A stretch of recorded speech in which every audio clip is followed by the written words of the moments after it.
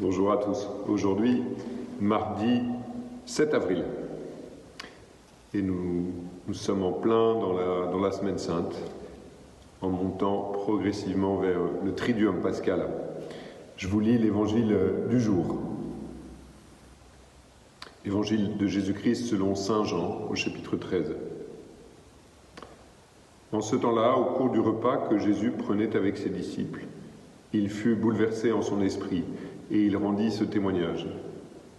Amen, amen, je vous le dis, l'un de vous me livrera.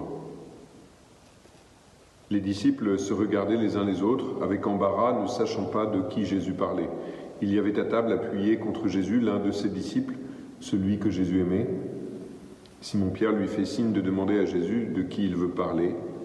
Le disciple se penche donc sur la poitrine de Jésus et lui dit « Seigneur, qui est-ce » Jésus lui répond « C'est celui à qui je donnerai la bouchée que je vais tremper dans le plat. » Il trempe la bouchée et la donne à Judas, fils de Simon l'Iscariote. Et quand Judas eut pris la bouchée, Satan entra en lui. Jésus lui dit alors « Ce que tu fais, fais-le vite. » Mais aucun des convives ne comprit pourquoi il lui avait dit cela. Comme Judas tenait la bourse commune, certains pensèrent que Jésus voulait lui dire d'acheter ce qu'il fallait pour la fête ou de donner quelque chose aux pauvres. Judas prit donc la bouchée et sortit aussitôt. Or, il faisait nuit. Quand il fut sorti, Jésus déclara « Maintenant le Fils de l'homme est glorifié, et Dieu est glorifié en lui. Si Dieu est glorifié en lui, Dieu aussi le glorifiera, et il le glorifiera bientôt. Petits enfants, c'est pour peu de temps encore que je suis avec vous, vous me chercherez, et comme je l'ai dit aux Juifs, là où je vais, vous ne pouvez pas aller. Je vous le dis maintenant, à vous aussi. » Simon-Pierre lui dit « Seigneur, où vas-tu » Jésus lui répondit « Là où je vais, tu ne peux pas me suivre maintenant, tu me suivras plus tard. » Pierre lui dit « Seigneur, pourquoi ne puis-je pas te suivre à présent? Je donnerai ma vie pour toi. » Jésus réplique « Tu donneras ta vie pour moi? Amen, amen, je te le dis, le coq ne chantera pas avant que tu ne m'aies renié 3 fois. »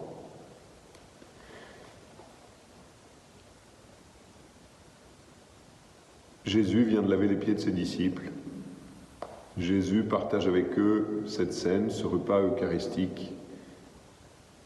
Alors, même si effectivement ça n'est pas précisé dans Saint Jean, mais les synoptiques, les autres évangélistes le rapportent, il a dû leur partager ce pain et ce vin sur lesquels il a prononcé ces paroles. Ceci est mon corps, livré pour vous, ceci est mon sang, versé pour vous. Et au moment même de ces gestes qui disent son plus grand amour, Saint Jean va mettre comme un peu en série la trahison de Judas et l'annonce du reniement de Pierre. Alors regardons un peu ces 2 attitudes et nous pouvons les regarder peut-être à la lumière aussi de l'attitude du disciple bien-aimé qui pose sa tête sur le cœur de Jésus, comme pour mieux entendre les secrets de sa miséricorde et de cet amour par lequel il se donne aux siens, y compris Judas, y compris Pierre. Qu'est-ce qui se passe dans la tête de Judas? Alors j'en sais rien, j'ai pas de... Je ne veux pas faire trop de projections, j'ai quelques éléments textuels dans l'évangile de Jean qui permettent de ci, de là, peut-être de comprendre un peu. À un moment, dans l'évangile de Jean, au chapitre 6, vous savez, il y a ce grand discours, après la multiplication des pains, ce grand discours du pain de vie. Et Jésus, dans ce discours du pain de vie, annonce que sa chair est une vraie nourriture, son sang une vraie boisson, qui mange ma chair et boit mon sang demeure en moi et moi en lui. Et avec ces paroles très fortes qui annoncent l'Eucharistie, Saint Jean nous dit qu'une scission commence à se faire dans ses disciples et certains disent « cette parole est trop dure, qui peut l'entendre ?» Et Jésus va souligner auprès de ceux-là qui commencent à partir ces paroles sont scandaleuses pour vous, elles vous font, et le mot scandale en grec il est important, le scandalon c'est la pierre sur laquelle on trébuche. Voilà, vous trébuchez, ça vous scandalise ce que je viens de vous dire sur ce don que je vais faire de moi-même. Et juste après cela, Saint Jean va préciser qu'effectivement, Jésus, dès le début, savait ceux qui ne croyaient pas en lui et connaissait aussi celui qui le livrerait. Mais il le dit juste après ces premières paroles immenses du Seigneur Jésus par lesquelles il annonce qu'effectivement, il est lui-même le pain de vie et qu'il va se donner en nourriture et en boisson pour son peuple. Et ces paroles, elles sont rudes, elles sont scandaleuses. Certains trébuchent, arrêtent en disant ça va trop loin. Il pousse le bouchon trop loin, il va trop loin là. On peut plus continuer à le suivre. Et ici, le soir du jeudi saint à la Seine, Jésus vient de laver les pieds de ses disciples. Et il leur a dit, vous m'appelez Seigneur et Maître, et vous dites bien, car je le suis. Mais si moi qui suis le Seigneur et le Maître, je vous ai lavé les pieds, c'est pour que vous fassiez de même vous aussi. Et souvenez-vous comment Pierre avait commencé par reculer en disant, mais non, toi me laver les pieds, Seigneur, jamais. Et il est possible que le scandale sur lequel, qui avait déjà commencé à faire achoper Judas, se soit encore redoublé ce soir-là. Voir le Maître et Seigneur, celui qu'il voulait considérer comme son sauveur, se mettre aux pieds comme un esclave de ses propres disciples, peut-être qu'à un moment c'est trop, ça va trop loin, là c'est vraiment plus possible. Peut-être que cette Eucharistie aussi célébrée, ceci est mon corps, livré pour vous, ceci est mon sang versé pour vous, reprenant et donnant tout leur sens aux paroles prononcées par Jésus à la synagogue, là c'est trop loin, c'est too much. Et Judas décide de sortir et de trahir, après avoir pris la bouchée. Et voyez-vous, j'ai envie de vous lire un petit commentaire d'un père de l'Église, enfin d'un théologien du VIe siècle, Saint Romanos de Mélode, qui était diacre à Constantinople. Et écoutez cette question qu'il pose à Judas, elle est lumineuse. Que t'est-il arrivé, misérable, pour qu'aujourd'hui tu sois allé comme un pauvre, trouver ceux qui n'ont rien à te donner? Oui, que te donneront-ils en échange de celui que tu vends? Le ciel et la terre? L'univers en échange de lui? Voilà, comme si Romanos de Mélode voyait la folie de Judas. Mais qu'est-ce que tu vas faire? Qu'est-ce que tu attends en échange de ce geste que tu vas faire? Pour 30 deniers, hein, pour rien, pour de l'argent. Hein. Tu vas vendre celui que rien ne peut acheter, puisqu'il est le Créateur et celui qui donne sa valeur à toute chose. Quelle folie! Et voyez-vous, peut-être que peut résonner aussi dans notre cœur la parole de Jésus dans un autre évangile lorsqu'il dit cela. À quoi sert de gagner le monde si c'est pour perdre son âme? Voilà ce que fait Judas. Sans doute parce qu'il est déçu, sans doute parce que ce que le Seigneur fait, ça va trop loin, mais de là à aller vendre,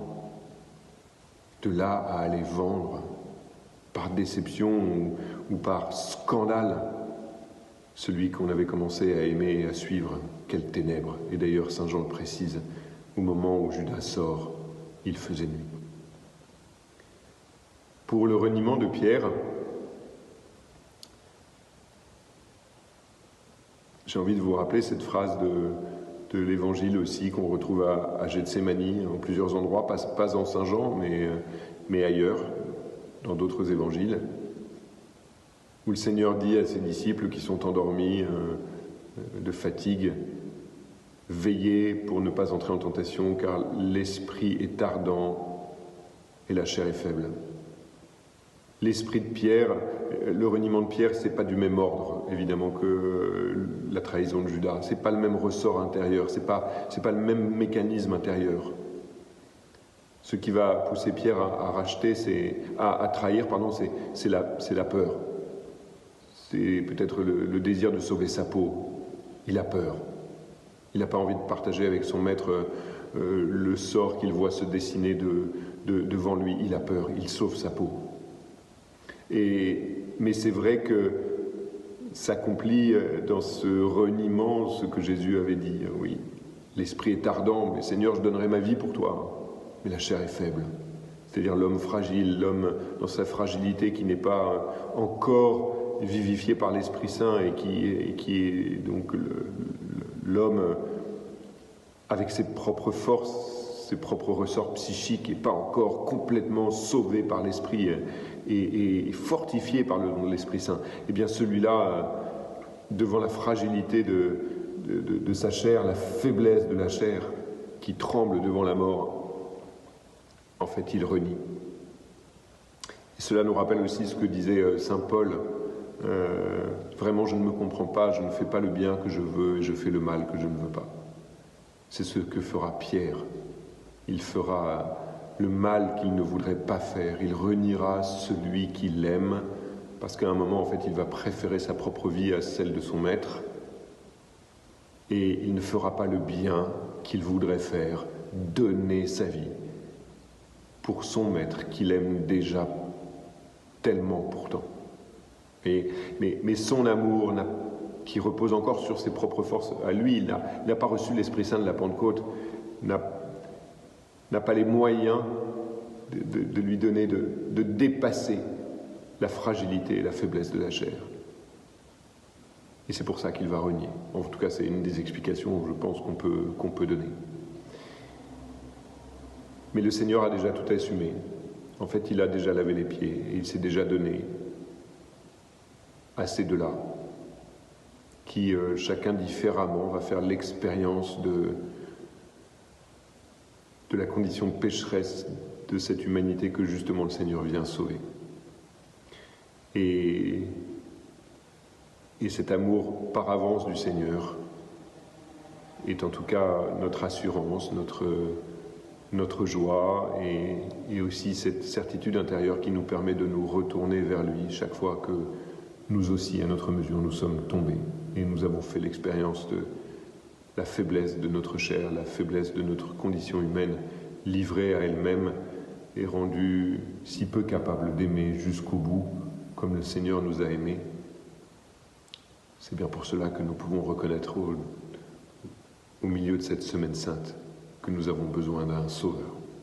À demain.